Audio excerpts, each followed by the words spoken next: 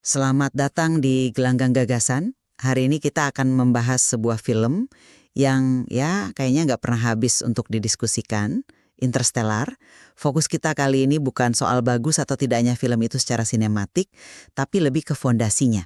Klaimnya terhadap akurasi ilmiah, terutama soal fisika gravitasi yang rumit itu. Jadi pertanyaan utamanya adalah, apakah Interstellar ini benar-benar jadi standar baru fiksi ilmiah yang basis sainsnya kuat?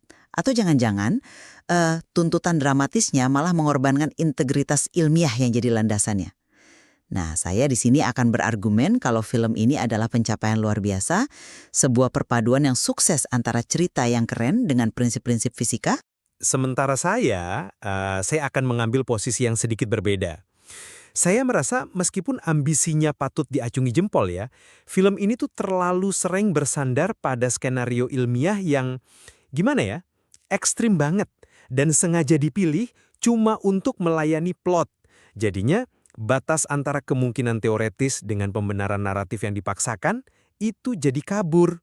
Ada pedoman yang sangat ketat yang ditetapkan oleh penasihat ilmiahnya sendiri, Kip Thorne. Aturannya ada dua dan simple. Pertama, nggak boleh melanggar hukum fisika yang sudah ada. Kedua, semua spekulasi liarnya, mau itu lubang cacing, planet aneh, harus punya akar dari sains. Thorne itu memastikan setiap elemen fantastis punya semacam cerita latar ilmiah yang kuat. Contohnya soal blight atau bencana tanaman itu. Itu bukan ide asal-asalan. Thorne beneran diskusi sama ahli biologi di Caltech dan mereka bilang, ya, meskipun belum pernah ada yang seperti itu, secara teori mereka nggak bisa menyangkal kemungkinannya. Sama juga kayak dilatasi waktu yang ekstrim atau gelombang raksasa di planet Miller. Itu bukan fantasi, itu adalah konsekuensi logis dari perhitungan fisika meskipun didorong sampai ke batas pemahaman kita. Komitmen seperti ini, menurut saya belum pernah ada sebelumnya di sinema. Oke, saya nggak menyangkal komitmen itu. Usahanya memang luar biasa. Cuma, saya melihat fungsinya secara berbeda. Sains di Interstellar itu seringnya berfungsi sebagai, justifikasi, pembenaran untuk pilihan-pilihan sinematik yang udah diputuskan duluan. Ini saya jadi ingat pertanyaan mendasarnya Neil deGrasse Tyson, yang menurut saya kena banget ke inti masalahnya. Kalau manusia punya teknologi buat bikin pesawat antar bintang dan lewat lubang cacing, apa nggak lebih masuk akal kalau sumber daya sebesar itu dipakai buat benerin masalah di bumi pakai rekayasa genetika? Pilihan untuk pergi itu kan pilihan sinematik, bukan pilihan paling logis. Terus, banyak penjelasan di film ini itu bergantung pada kondisi yang spesifik banget, ekstrim. Dilatasi waktu yang dramatis itu, misalnya, kan cuma mungkin kalau lubang hitam gargantua itu berputar nyaris di kecepatan maksimum teoretis. Sebuah kondisi yang, terus terang, terasa sangat nyaman sih buat kebutuhan plot. Jadi, argumen tidak bisa dikesampingkan itu sering jadi semacam lisensi kreatif. Padahal kan dalam sains, ketiadaan bukti penentang itu bukan berarti bukti pendukung. Lah, pandangan itu menurut saya kurang menghargai proses di baliknya. Coba kita balik lagi ke soal blight tadi ya, karena ini contoh yang pas banget. Kip Thorne itu nggak cuma nanya, ini mungkin nggak, terus selesai. Nggak gitu. Dia mengadakan diskusi mendalam. Para ahli biologi menjelaskan, umumnya ada dua jenis blight, yang umum tapi ringan atau yang spesifik tapi mematikan. Nah, pertanyaannya kemudian dikembangkan, bisa nggak secara teoretis muncul super blight yang punya dua sifat terburuk itu, menyerang semua tanaman sekaligus mematikan? Setelah diskusi panjang, para ahli itu mengakui kalau mereka nggak tahu ada hukum biologi yang secara fundamental melarang evolusi organisme semacam itu.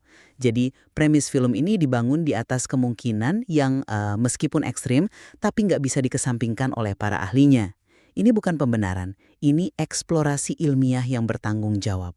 Poin Anda soal proses validasi itu saya akui kuat. Namun, ya itu, bisa juga kita lihat dari sisi lain. Justru proses itu yang menunjukkan, maksud saya, pertanyaannya itu kan sudah diarahkan untuk mendapat jawaban yang dibutuhkan. Itu skenario kasus terburuk yang sengaja dibuat untuk membenarkan plot Exodus. Logikanya jadi kebalik. Bukannya bertanya, bencana apa yang mungkin terjadi? Pertanyaannya lebih terasa seperti, bencana apa yang kita butuhkan supaya manusia terpaksa pergi keluar angkasa? Jawabannya ya bencana ekologis total. Tapi apa benar itu nggak bisa dipecarkan? Coba kita pikirkan skalanya deh. Teknologi yang dibutuhkan buat perjalanan antar bintang, terraforming planet baru, itu kan luar biasa besar.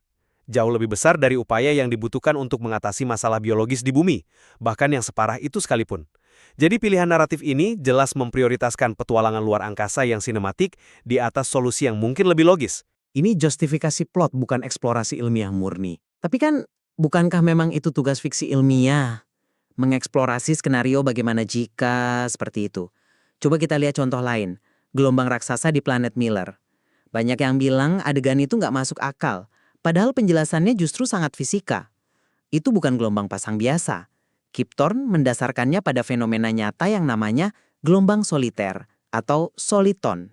Itu gelombang tunggal yang bisa bergerak jauh tanpa kehilangan bentuknya. Penyebabnya, Thorne berteori itu karena osilasi atau goyangan dari planetnya sendiri yang ditarik Gargantua. Dan untuk menjelaskan kenapa mereka bisa jalan di air dangkal, ada cerita latar lagi. Mereka itu mendarat di puncak pulau bawah air. Jadi setiap detail visual yang kelihatan mustahil itu ternyata sudah dipikirkan landasan fisikanya. Itu dedikasi yang luar biasa kan? Penjelasannya memang cerdas, tapi bagi saya justru di situ masalahnya. Itu malah memperkuat argumen saya. Kip Thorne sendiri di bukunya The Science of Interstellar mengakui kalau meskipun ada dasar fisikanya, visual gelombangnya itu dilebih-lebihkan untuk efek sinematik. Nah, jadi ada pengakuan kalau visual lebih penting. Lebih dari itu, keharusan menciptakan cerita latar yang sarumit itu. Planet yang berosilasi, mendarat di pulau bawah air, yang sama sekali nggak dijelaskan di film, itu justru menunjukkan prosesnya berjalan mundur. Keputusannya adalah, kita butuh adegan gelombang setinggi gunung, titik. Setelah itu, baru para ilmuwan disuruh cari cara menjelaskannya. Tapi bukankah semua film memang melakukan adaptasi visual? Itu kan bagian dari mediumnya. Tentu, tapi film ini kan mengklaim standar akurasi yang lebih tinggi. Disinilah sains jadi terasa seperti alibi, bukan pemandu. Sains dipaksa menyesuaikan visi sutradara, bukan sebaliknya. Jadi kebutuhan sinematik menang telak di sini. Saya rasa itu pandangan yang terlalu sinis ya. Coba kita lihat contoh terbaik kolaborasinya. Dilatasi waktu ekstrim, 1 jam di sana sama dengan 7 tahun di luar. Awalnya, Kip Thorne sendiri berpikir itu mustahil. Dia bilang ke Christopher Nolan, planet yang sedekat itu pasti orbitnya nggak stabil. Tapi Nolan bersikeras, dia nggak mau mengubah elemen plot itu. Dia minta Thorne cek lagi perhitungannya. Dan disinilah keajaibannya terjadi. Thorne kembali ke papan tulis, melakukan perhitungan rumit, dan menemukan sesuatu yang mengejutkan. Ternyata, dan ini kuncinya, jika lubang hitamnya berputar sangat cepat, mendekati batas maksimumnya, maka orbit stabil terluarnya bisa berada sangat dekat dengan horizon peristiwa. Cukup dekat untuk menghasilkan efek dilatasi waktu persis seperti yang Nolan mau. Ini bukan tebakan, formulanya ada di bukunya Thorne. Ini bukti bagaimana dorongan seorang seniman malah bisa mendorong ilmuwan menemukan kemungkinan fisika yang baru. Dan itu, bagi saya, adalah contoh paling sempurna dari apa yang saya sebut rekayasa terbalik.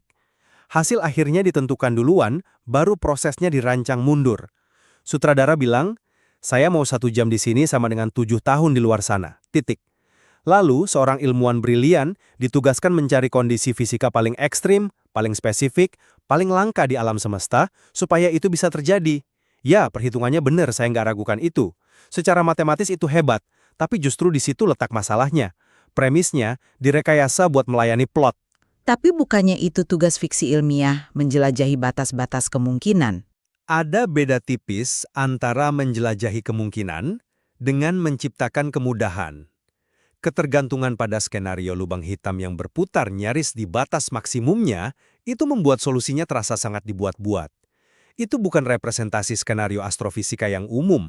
Itu sebuah edge case, anomali statistik yang sangat langka, yang kebetulan nyaman banget untuk menciptakan drama seorang ayah yang kehilangan waktu sama anaknya. Sekali lagi, sains tidak memandu cerita. Sains digunakan sebagai alat canggih untuk membenarkan cerita yang sudah ditulis. Saya justru melihatnya sebaliknya. Diskusi kita hari ini menunjukkan betapa dalamnya fondasi ilmiah interstellar.